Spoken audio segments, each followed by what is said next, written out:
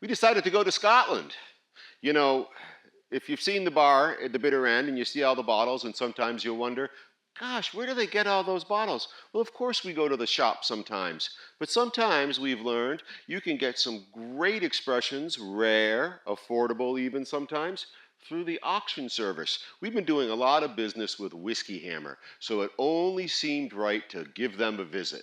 Now, Craig and Daniel, two brothers, run this operation, so they have an auction as well as a shop and a tasting room. And so we thought we'd pop over here and see if they were home and willing to give us a chat.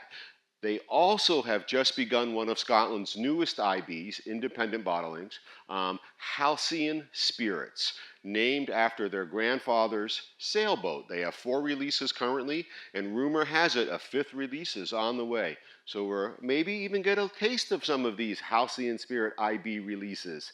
But maybe the crew will figure it out and be able to show you the view I'm looking at here, which is just beautiful. We're on a little knoll here in Scotland at Whiskey Hammer. So we'll see if they're home and we'll see you inside. So we made it inside to Whiskey Hammer, and isn't this lovely? You know, oftentimes when we're in an old European country, you know, you think you're going to see that exposed beam, the plaster walls, but we're in a very modern space here at Whiskey Hammer. And I know there's somebody to my right, but I just want everybody to absorb what's happening, how clean the lines are, the wonderful color of the whiskeys behind me. It's really nice. Never mind what's laid out in front here. But I'm here with Daniel from Whiskey Hammer. Daniel, thanks for letting us into your world. You're welcome. Right.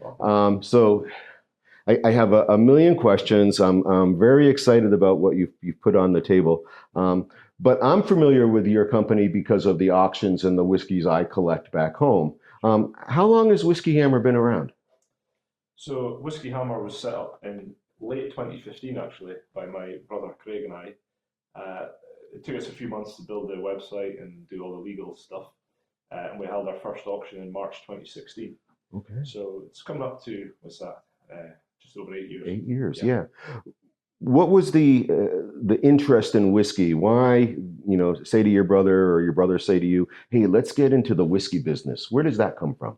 Yes, we get asked this all the time, I guess. Craig and I had a small whiskey collection of our own, nothing extravagant at the time. We were born and brought up on the outskirts of the Speyside Whisky region in a fishing village called Macduff that you might be aware of from Devon Distillery, Macduff Distillery. And because of that, it was always around us from a young age. Anytime we went in the car with our parents from a young age, we would probably pass a distillery no matter which direction you travelled in. So it was always in our interest. And at that point, we were fascinated about learning more about old, rare, vintage whiskies. Right. And just really educating ourselves in that area. And we discovered whiskey auctions as a route to do so. And we always wanted to run our own business, and we loved whiskey, and everything just the stars aligned. And next you know, we had this whiskey auction called Whiskey Hammer. Well, you know, it's interesting. It's almost as you've come right down the path to meet my next thought, which is, you know, oftentimes, you know, people get their whiskeys from the store, but as you want to explore and pursue less common or, you know, no longer being produced whiskeys, right? You're not going to get that at the shop, right? You have to go another pathway. And that's what brought me to the world of auctions. And it sounds like that's what brought you to the world of auctions as well. Exactly right. So it's treasure hunting, right? It's a real hobby. You know this, but the vastness of the flavour profiles in whiskey are so extreme that you've never going to taste all the whiskies in the world, right? So it's a real treasure hunt, and we're going to try.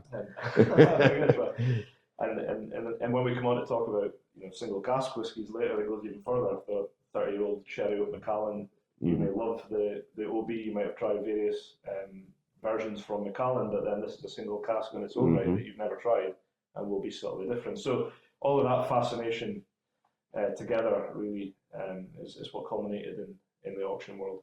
Right. So did you and Craig, your brother, right? Did you guys start with just Whiskey Hammer, or did you start? Because here there's a little bit of a retail operation too. I've seen some folks come in and just buy some bottles today, right? So did the Still Spirit?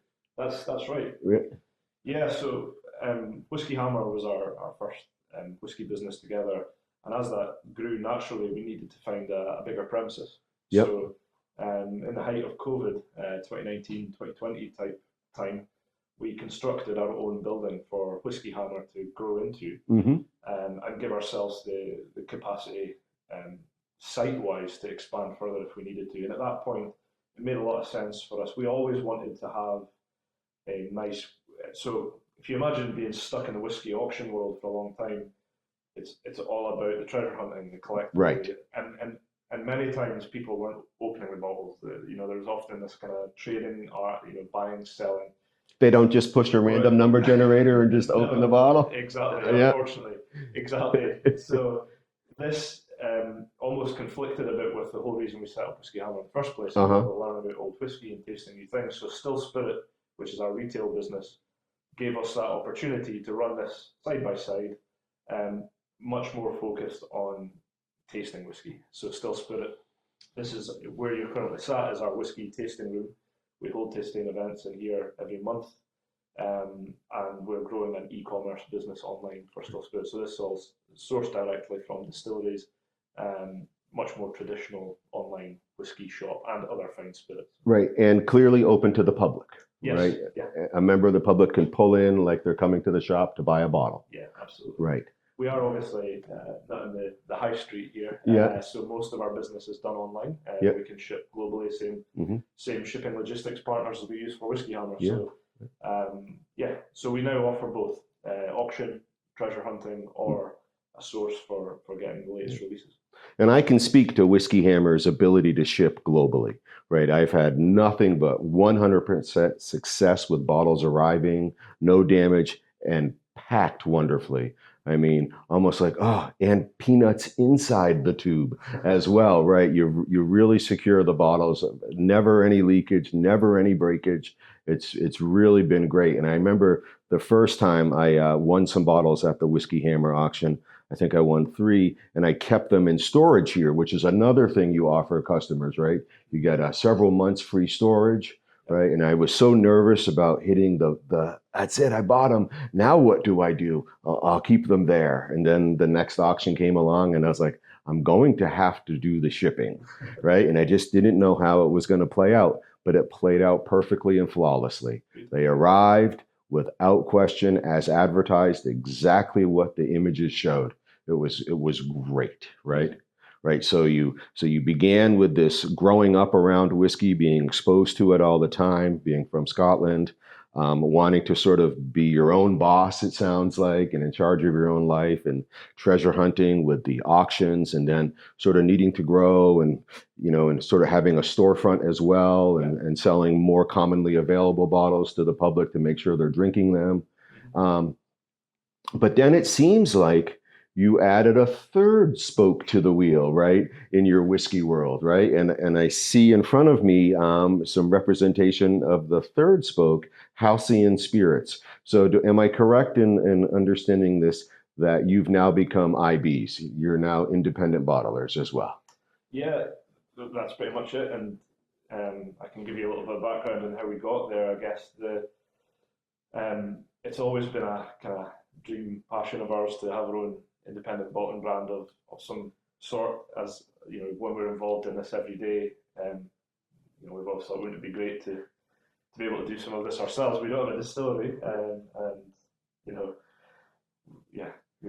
first thing about distilling from the sort of real scientific level, unfortunately. But in 2020 we set out to, and we incorporated Halcyon Spirits. Now, an immediate issue that we've got, and that any independent bottler has got, is how do you stock casks of such great whiskies, or where do you find casks that are great quality and all the tick boxes are there. So we spent a lot of time building the brand and getting the name rights, the IP, all the stuff that you have. Right, the business, all the dry goods, all the business boring stuff. Clipboard and paperwork. Exactly. Yeah. So we spent a lot of time doing that. And just in the midst of that, around mid-2020, sort of late 2020, we started discussions with Rare Whiskey Holdings, who ended up acquiring a 49% stake in our group, so in Whisky Hammer, Still Spirit, and in Halcyon Spirits. Now, why that deal was amazing for us is it came with the Rare Whisky Holdings Group already owned over 1,000 casks of maturing whisky, and we looked at our portfolio, we looked at our cask catalogue effectively, and everything made sense. Like, there was a great synergy there from the auction world, from the retail business, but importantly as well for supplying the stock for Halcyon Spirits and its future. So we did that in 2021, and then it took us a little bit longer to get the final. I think we were waiting on glassware or something, probably. Yeah. It always is the hold up. We got there, and last summer in 2020, mid 2023, we launched our first release, which is a 30-year-old exclusive sherry oak Macallan. Right. I remember when it came out, because by then I was sort of getting your on your email list and, you know, getting your communiques and paying attention. So Halcyon, what does that mean? Yeah, it's a good question. It took us a hell of a long time to come up with a name for this. We started with, I don't know, we went through 2 or 3 different names, and there was always an issue. Either Craig didn't like it, or I didn't like it, or we both liked it, and there was already an IP on it. And so eventually we came up with Halcyon. Halcyon was the name of our grandfather's fishing boat. Okay. So the heritage is in there, the family kind of spirit is in there. And you can see on the bottle design itself, it's got a sort of maritime feel to it. There's a netting effect in the bottle and the porthole and the coin. And it all just made sense. Obviously, the word Halcyon obviously means better days as well, or dreaming of better days. So it kind of went nicely hand in hand with the name of a whiskey business. And what we set out there is to bottle only the finest single cask whiskies that we love, that when enjoyed can allow a consumer to enjoy thoughts and memories of halcyon days. Right. So there's a kind of double meaning with it. Yeah. Well, I mean, I love the family connection, right? Yeah. And I love the netting on the bottle, and that the word means something else as well. But it's a great name for a fishing boat too. Yeah. Right. Yeah, absolutely. Well, I know we're gonna. I imagine we're gonna try these. I mean, I see them laid out. No, they're just demonstrating. Yeah. Just caramel coloring and water. Yeah. But I think we're gonna go back and take a look in the warehouse and see some barrels too. Yeah. All right. So I'm looking forward to that. Sounds good. Okay. So here we are in Whisky Hammer's Spirit Stills cask storage warehouse. And part of me wants to just slip down this thing. I saw a movie called The Angel Share or something like that, where they snuck in and spent the night and afterwards used the Valanche, the whiskey thief, and had a grand old time. However, we're under quite a level of scrutiny here, so I probably won't succeed in that endeavor. But it's lovely to see barrels stacked 4 and 6 high and 5 high. And it feels so solid, not because it's wood all the way through, but rather because the volume of whiskey in there is complete, it's full. Now remember, the Angel Share will be stealing about 2% per year. But the other really wonderful thing about looking at these barrels is that you just can tell these are not brand new, that these have seen some life, these have seen some alcohol, some whiskey, some spirit, and currently they're containing some. It's just a wonderful circumstance they've put together here at Whisky Hammer and Spirit Still. And it goes all the way back, and they're ready for more, and they're full over here. It's just a great deal, and we feel so fortunate they let us come in and take a look in the background here. But what I'm really looking forward to is getting back in there with Daniel and trying some of the Halcyon Spirit releases. Really looking forward to that. We'll see everybody in the tasting room. I tell you, that's a wonderful barrel setup you have in the back. And thanks for allowing us a sneak peek of that, where this juice spends some time originating, right? And did I recall, was this bottled on site? Yes. Yeah. Everything Halcyon is bottled right here by our own fine hands. Yeah. Our bottling facility is very small and single cask bottling facility, so it's no mass produced. Right. Everything's hand applied, and they literally come from next door into the building, and then get shipped out from here. Mm-hmm. So you've got 4 releases currently, and I think I heard somewhere there may be another one coming soon. Yes, we're working on number 5 as we speak. So, all right, that's great to hear. And so we've got 4 glasses, we've got 4 bottles. So I imagine we're going to have a taste of 4 whiskeys. You've got it. And so these are single barrels. Well, 3 would be a single barrel. Is one of them? Good spot, yeah. Good attention to detail there. So we'll come on to that. But the most recent one is a teaspoon whiskey, which is, I'm not sure if you've come across the phase before, but Burnside is teaspoon Balvenie. Yes. And it's a very smart technique used by distilleries to protect their brands. So that cask of Balvenie hasn't been in Balvenie's care its entire life. Yep. So you can bottle it, but you've got to call it Burnside because there's a teaspoon of Glenfiddich in there. Okay. For that reason, you also can't call it single malt whiskey. So it's actually a blended Scotch whiskey. The other 3 are, sorry, that's a lie. The Klein Leash is actually a vatting of 2 casks that we have in the warehouse. So okay. It's, strictly speaking, not a single cask, but there were 2 sister casks. Right, but still single malt. Still single malt. Yes. All right. So which one should we start with? Well, the one right in the middle here is our first release, so let's go there first. Okay. So this would be the 30-year-old Macallan? That's correct. Yes. So really interesting whiskey. I mean, I think when coming to the market with a new brand such as Halcyon Spirits, we wanted to make it very clear that we were here to bottle only exceptional drams. Mm-hmm. And Macallan being one of the largest, most reputable whiskey brands in the world. It made sense to go there first. Mm-hmm. Well,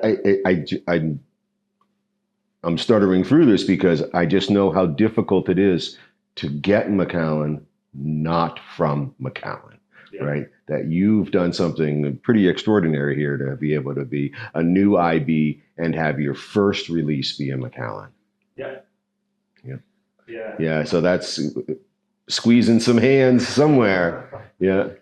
Well, again, going back to, as we discussed earlier before we went to the warehouse, the deal we did in 2021 was kind of pivotal, and that's cut that work because I just said it completely wrong. Yeah, no, but it was your pivotal moment. Yeah, absolutely. As I'm moving this glass, right, I can just see the thickness of this whiskey. Right, and I tried to get some up on the sides to develop some legs.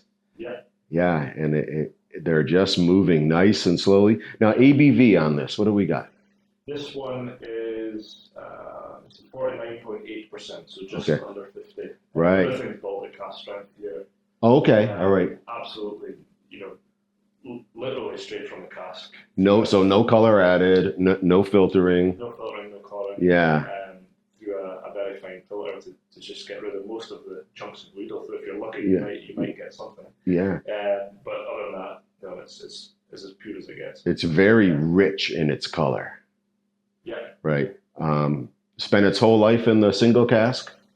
Yes. So the interesting one on this cask is it's been exclusively matured in the sherry cask.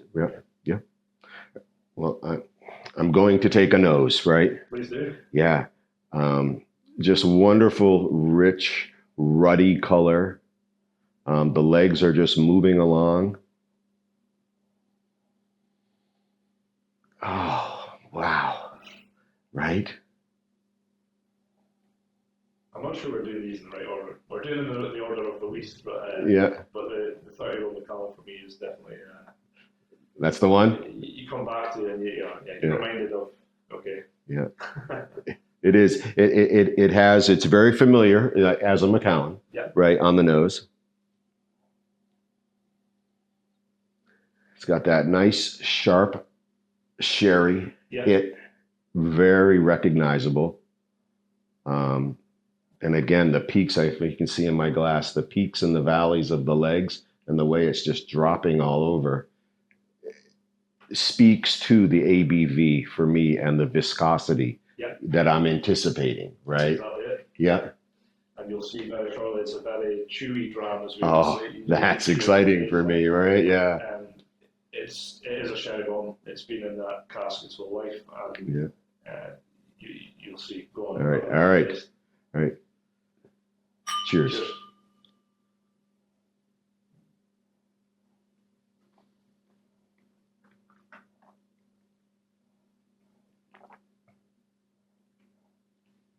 Wow. So it came in so easy, it spread out, and as I swallowed it, it just exploded in expansion. Yeah. Wow. Do you get, what do you get? Well, so I'm just sort of wrapping my head around what just happened there, right? Because it was, this is the oldest Macallan I've had. Okay. Okay. And it just exploded after it went down. So now let's see about flavor. So just give me a humor me for one sip.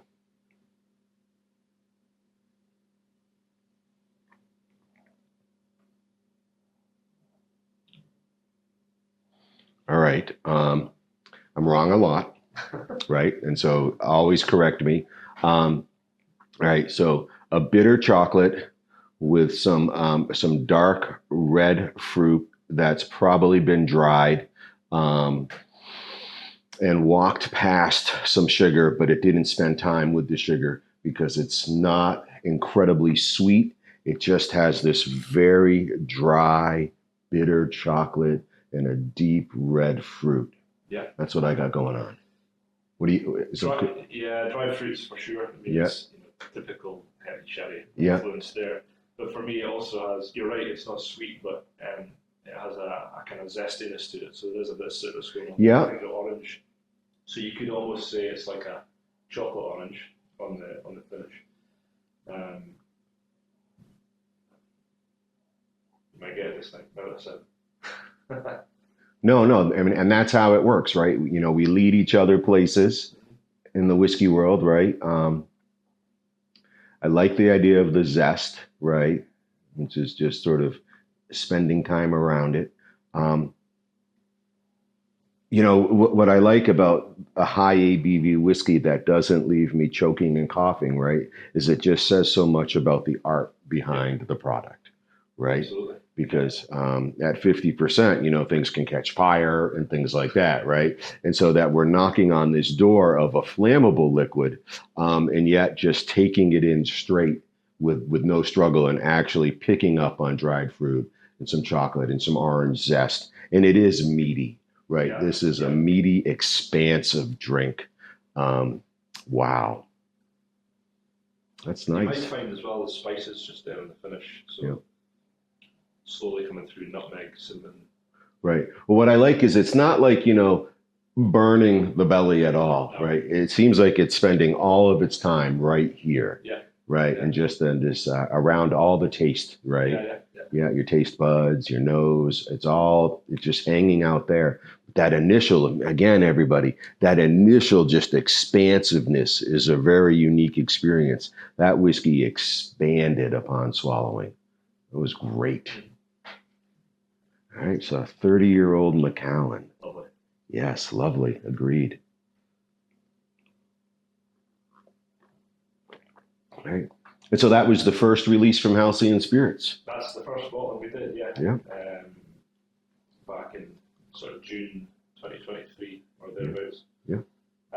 292 bottles came out of the cask from this one. So not 300, but you kept 8 for yourself, right? So not too much of this is left available, but there are some bottles. Yep, and again, I think it was fortunate and wise to open up with a Macallan, right? Not just here with us today, but just in terms of your business, right? To present to the world we're serious. Yeah. Right. Yeah, absolutely. All right. Can we do another one? Let's go. All right. Let's go. So the second release that came after this was this one's actually sold out now. So this is the Auchentoshan. This is the Auchentoshan. Yes. Yeah, so 32-year-old Auchentoshan distilled. So just check it. That's not. Let's get the right one. Oh, they are the right one. I'll just go around. 32-year-old Auchentoshan from 1991. And this one we only got 140 bottles out of the cask. Great. Moving region here, obviously, Yep. to Lowland. To Lowland, yeah. So completely different notes around the spirit there. So it'll be interesting to hear how you compare this to So I have had a 32-year-old Auchentoshan in the past, but it was a sherry cask. Right. It was a distillery release, right? Yeah. We do a New Year's thing at my place, the Bitter End, every year, and it was the New Year's Eve bottle a number of years ago. Okay. And we opened it and drank it. Wow. Yeah. We need to book flights. Yeah.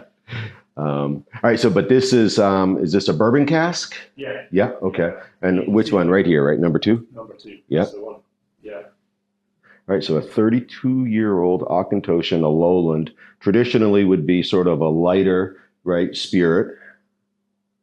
All right. An Auchentoshan often triple distilled. That's right. Yeah. The OB bottles are. I'm not sure if it was triple distilled back in 1991. We need to double check that, but certainly the modern day OBs are triple distilled. Yeah. Mm-hmm. Yeah. All right. And this cask came through your relationship with your business partner as well. Yes. In the catalog. All of our releases to date have done so. Yeah. And will continue to do so. We see that as our catalog essentially. Right. Craig and I can walk down the warehouse that you saw, and we find a cask. This one sounds right, and we taste it. It also tastes right. Yeah. And then we get it in glass. Yeah. ABV on this one, do you know? ABV on this one is 48.7. So not too dissimilar to the. Okay. Yeah. Nice. And this cask strength as well. Yeah. Always. Yeah. Always. Yeah. You can see here how at the top of the line, it's just hanging. It's wonderful. So we sort of have this, I'd say I would go with a medium dark gold here in the color. 32 years in a bourbon barrel. And maybe you can't tell me, do you happen to know which bourbon cask this is? I don't know off the top of my head, actually. Okay. So sometimes we can tell by the cask it's in. Right. Oh, right. Yep. If there's some details on the cask end. Yep. But often it's that kind of information isn't known. Yep. All right. I'm going to give it a nose. Yeah.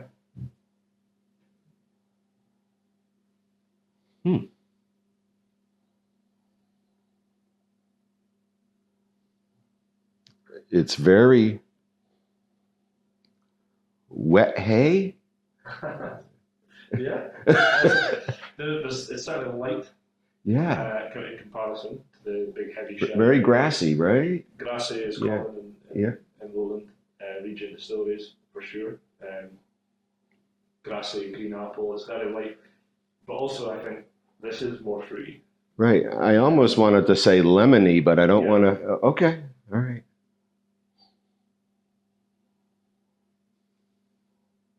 Wow. Lighter fruits for sure. Yeah. Yeah. And the legs are really they're beautiful. It's a beautiful liquid. All right. 48 and change on the ABV. 32-year-old Lowland bourbon barrel. Let's go. Auchentoshan. Cheers. Cheers.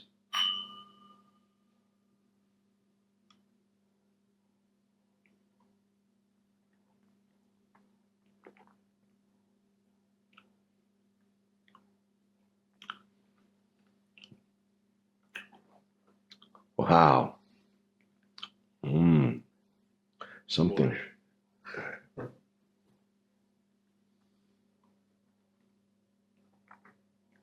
There's something so fresh happening there, right? Almost as if the fruit has been, pressed, right? And if you want to guide me in a direction, please. To me, it's quite floral. Yes. Yeah. It is. With that, the floral, the grass, something lemony, something just incredibly freshness, right? It's quite viscous. I would say this has a little bit of oil to it. Yeah, Yeah. it does. Especially in the finish.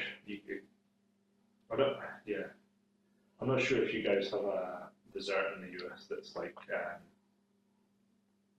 almost like a lemon pie type, lemon curd pie. Is that Yeah, or lemon custard. lemon custard? Yeah. Yeah. Thinking of that lemony glaze over the top. It's kind of, it reminds me of that exact dessert. I can't remember the name of it. Yeah. We get it here. Wow, and again, it's not sickeningly sweet, No, right? It's no. perfectly sweet in many ways, right? That's exactly right. Right. It's really nice, and in many ways, I mean, I guess this would be a classic high ABV lowland, right? We've got this well-aged bourbon cask, and what's interesting to me, Daniel, is that we didn't go down a vanilla pathway with this bourbon cask, right? Absolutely. That we ended up in this grassy lemon, Yeah. right? With medium oil attached to it as well. It's probably the only one of the 4 releases so far I would say that there isn't some hint of vanilla. Right. I think even if we went back to the Macallan, Yeah. if you can get vanilla, Yeah. and being Yeah. Speyside Sherry Bomb. Yeah. But this one, you're absolutely right. It's got the sweetness without being overpowering. Yeah.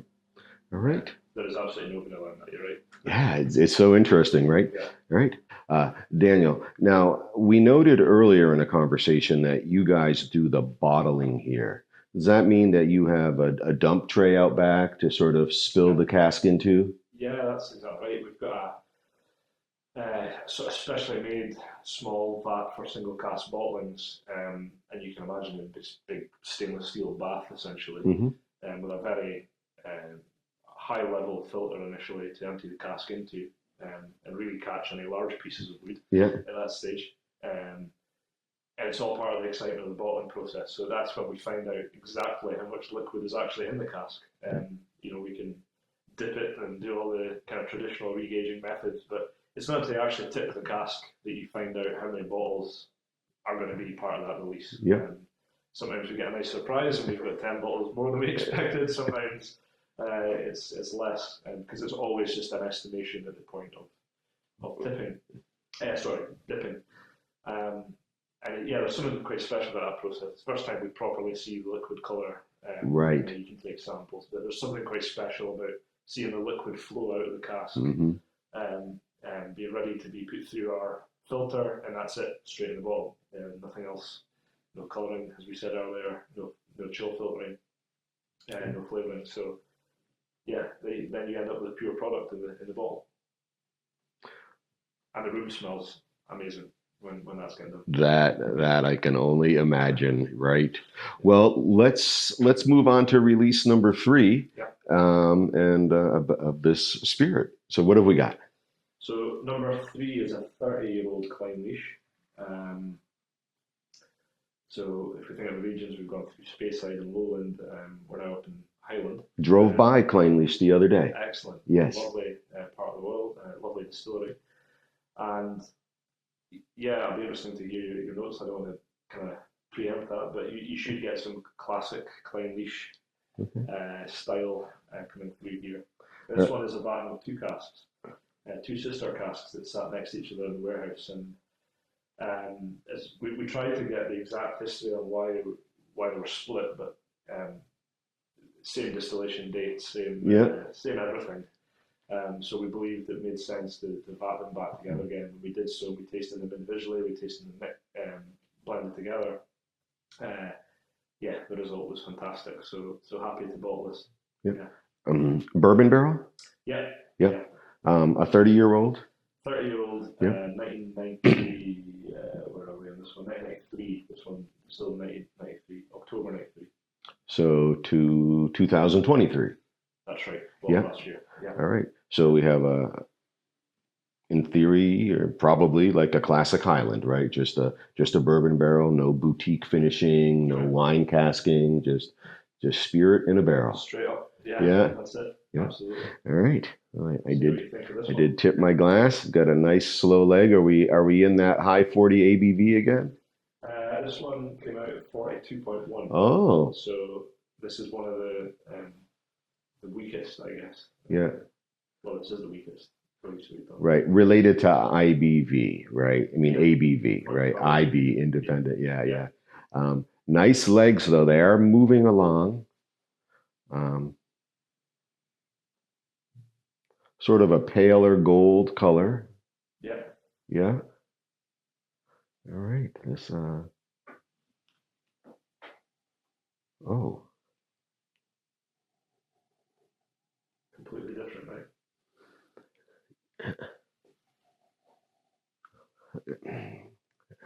wrong a lot, right? Little more malty. Yeah. Yeah, I would say. That's fair.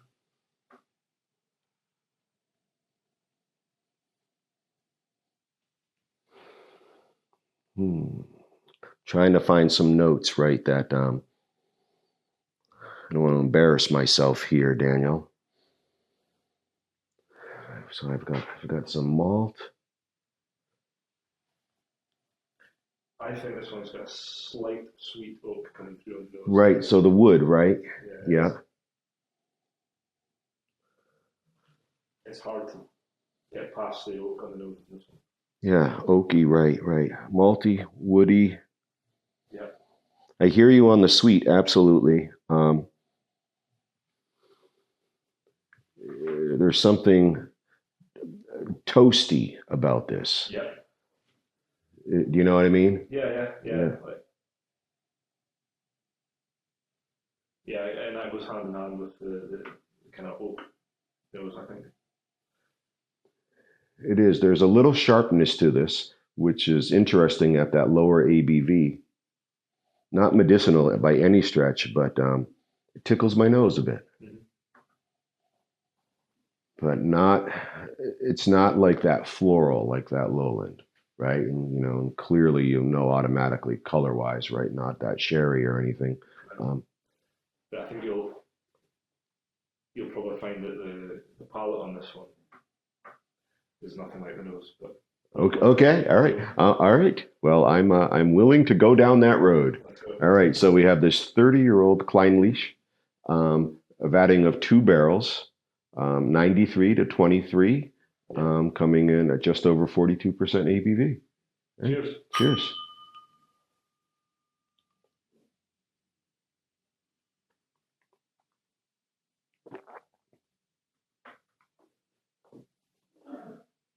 Huh.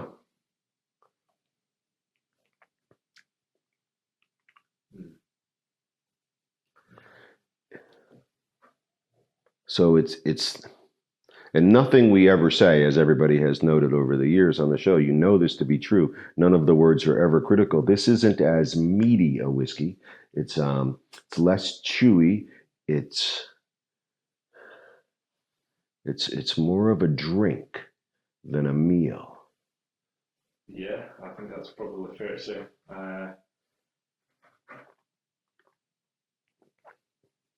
Hopefully you're getting the waxy characteristics.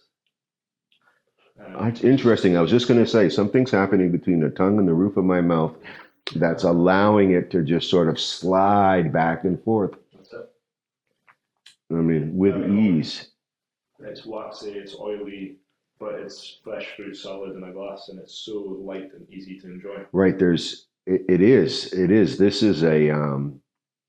It's nothing like the nose. I just think the nose and the taste on this one are just. They are very different, right? It's not oaky or malty in the mouth. This is with a salad, right? You could have this at lunch. Mm-hmm. Yeah, and because it's low ABV, you could convince yourself it's fine to drink all afternoon. Absolutely. Why not? I'm in. Wow. Yeah, it's a really enjoyable dram. That's funny. That waxiness, right? And it's. Oh, what is that flavor? There is this fruit salad. You said, yeah. Yeah. It's a But not citrus. It's more, to me, it's more like, would I go as far as to say peach? I don't know. It's that kind of sweeter fruit. Right, I hear you on the peach. You know, interestingly enough, even though you just said you wouldn't want to go citrus, I feel like I just experienced a little bit of grapefruit. Yeah. Oh, yeah, grapefruit. Yeah, yeah, Yeah. right. A little tangy, Mhm. right? You know, of course, the grapefruit's not that sweet, right? You know, like an orange or something like that, right? Yeah. I think if I was to put these 4 whiskies as a menu, this is the kind of sorbet palate cleanser. Yeah. In between the Auchentoshan, probably the starter, and the Macallan's probably the dessert, and we're not going on to the main course yet. That's how I would kind of comparing it to a meal. I think that's how I'd describe it. I just really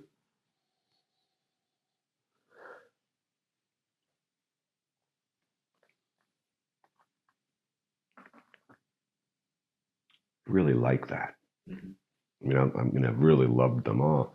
But again, and as we've learned and we've spoken so many times, and Daniel, you know this to be true, and we've spoken off camera about this a little bit too, right? That the world of whiskey is just so broad and expansive, right? That you can't hang your hat on one experience and go, oh, I don't care for it. Yeah. Or it's all going to taste like that, right? It's Yeah, exactly. I mean, and that's the beauty of single cask also. This is not.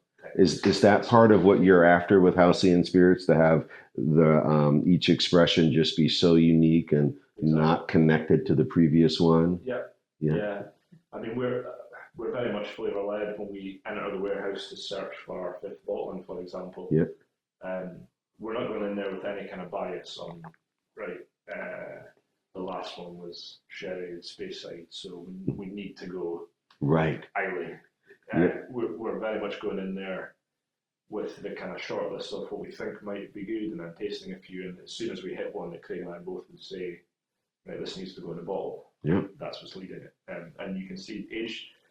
I mean, so far we've bottled quite old whiskies in the spectrum, but actually we're not tied on it has to be 30-year-old or it has to be 21-year-old or it has to be, off the most common age statements. We've just done the 27-year-old Burnside, which I think is testament to that. 27 is just a random, it's not known as a kind of statement year, but the flavour of this whiskey, which we haven't tasted yet, was just so fantastic that we couldn't overlook the opportunity to bottle it. Now I know that you've said that you have a business partner as well, sort of related to the cask catalog. Yeah. But do you and Craig, or you truly get to choose the casks, or does somebody else have any influence? And if you can't answer, I understand. No. I mean, it's very much Craig and I. And that's awesome. We take everybody's. So although it's Craig and I that will find we think this needs to be the next release, we're more than happy to share those samples with people that we know and trust and get their opinion on it as well. Yeah. But it starts with a cask that we found that we think. Hey, this one will work. And we've only ever bottled something that we ourselves would quite happily sit at home and enjoy. Yeah. Even and that being said, we're trying to kind of create a collection that can please an audience, but at the same time, we would always sit at home and support it and drink it. Yeah. Well, so far so good, and so I think there's one more in the current range. So going back to the menu, this would be the main course. So we've kind of done that in order, I think. But well, you're supposed to have dessert first. Yeah. Because if we didn't make it to yeah. So So what do we have? So the most recent release that was just bottled about a month ago, 24th of May. So a couple of months ago now. This one's 27-year-old Burnside, which is teaspooned Balvenie. So I can't remember if we talked about this already or if it was off camera. But I think it was a little off camera. So the teaspooning is a common term. You might have come across this already, but brands will use this to protect their brand identity. So Burnside is Balvenie with a teaspoon of Glenfiddich in it. So one, we can't call it single malt Balvenie. It must be called Burnside, and it must be called blended Scotch whisky because technically it's got a teaspoon of whisky from another distillery in it. Does Balvenie, do they require the Burnside name? Yeah. Yes, I Okay. believe they do. So, and it's a common known name for an IB Okay. that has bottled a teaspoon Balvenie cask. So, Okay. um, this one we actually re-racked ourselves 2 years ago. So it's been in a fresh Oloroso cask for 2 years before bottling, which has influenced heavily the colour of the spirit and the flavour that you'll get in a second. So was it just a regular Balvenie? Yeah. And then you took it Burnside, and then you re-barreled it into Oloroso. Yes, exactly. Right. Was it a first fill, second fill? First fill. Okay. Yeah, first fill Oloroso. For 2 years. Yeah. Was it hard for you to come across your own first fill empty cask? This is part of the business that's handled by our business partner. Okay. So they have a very good connection with the bodega in Spain. Yep. That they deal with directly for these things. Mm-hmm. So, it wasn't just the Burnside, so it was a kind of mass re-rack project that was done. So we were able to source a good number of them at the same time. All right. Good to hear. Yeah. Can we try it? Please. Okay. So a 27-year-old Burnside, a teaspooned Balvenie with some Glenfiddich, recast here at Whiskey Hammer? Yep. All right. That's exciting. So a 27-year-old. All right. So I've had a 30-year-old Balvenie before, but it just feels unfair to think that way, given that it's just spent 2 years in an Oloroso cask. ABV on this one, do you have that? This one is 52.9. Oh, yay. So, yeah. Is that the number you're searching for? Well, I do like those high numbers. And it is just, it's like a mountain range just hanging across the glass there, Daniel. Nice. So again, we're back to chewy land. Okay, good. Sherry influence making it really chewy on the mouthfeel. Yeah, almost like a classic amber on the color.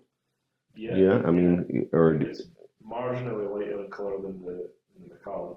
Yeah. But it's very close, actually. Yeah.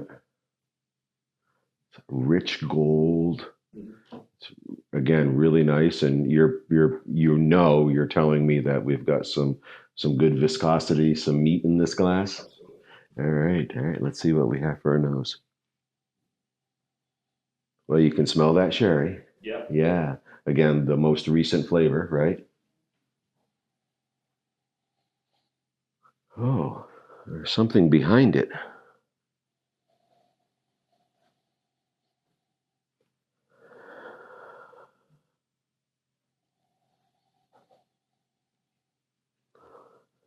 Is there something citrusy on the backside of this?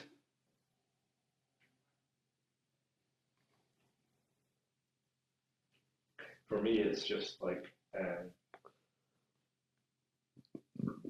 The sherry is very present. Yeah. Right. Vanilla. Yeah, okay. I get the vanilla now that you said that, right? There is something. I think you're probably right, though. There's a lingering citrusy to right. But for me, the dried fruits overcome. Right. So I hear you in this idea that at the bottom of all this is a space side. Yeah. Exactly. Yeah. All right. Enough of that. Cheers. Cheers.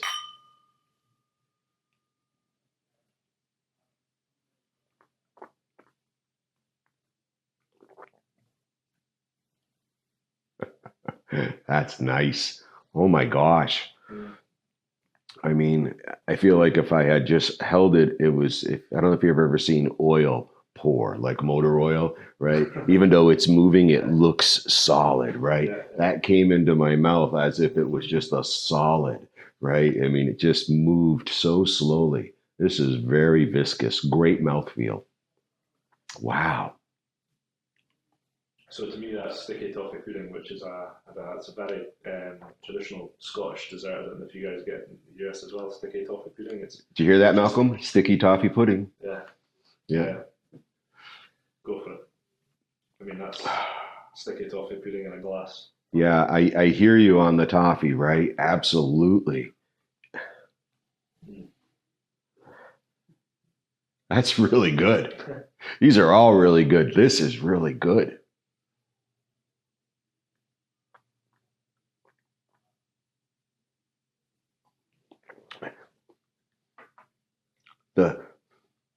The sweetest of the bunch. Yeah. Yeah. Definitely. Yeah. You know, but again, not in a sickeningly way, right? You know, I don't eat dessert very often. It doesn't interest me. I'd rather have more dinner. So I don't care for sweets very much. But this kind of sweet is super palatable, Yeah. right? It's very enjoyable. And this is a little later in the evening, right? This is less my afternoon drink, right? And I appreciate the idea of this being the main course, right? It is Actually, meaty. I'd probably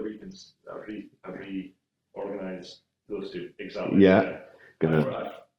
Even though I drank quite a lot of this at the weekend because it's so moreish. Yeah. And I forgot how the Macallan, you're right, is not as sweet in comparison. Yeah. So that's the dessert. So to move right, the Burnside to dessert and the Macallan to dinner. The main course. Yeah. Yes, I agree with that. And the great thing about the four that we've done so far is you can't ask what's my favourite, because actually the same way as you couldn't compare a roast beef to a starter course because they've got their own purpose, right? Yeah, what's my favorite? The one I'm having right now. Yeah. Right, you know, or what time is it, right? It's certainly the mood you're in. Yeah, exactly. Yeah. You guys are onto something here with Halcyon Spirits. You know, for me, it was the Whiskey Hammer, the auction, the treasure hunt, which has yielded some nice results for me. And then I saw that the store popped online, and then you started this process. You guys are onto something here.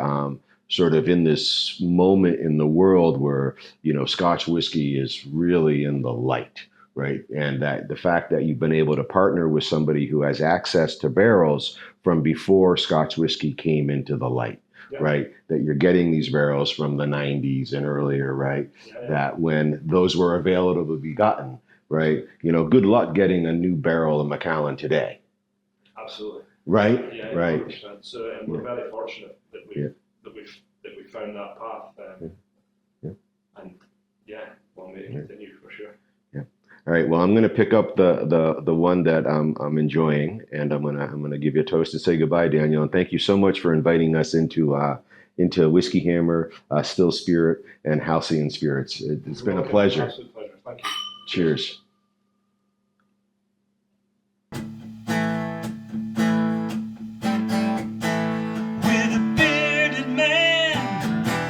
And a British guy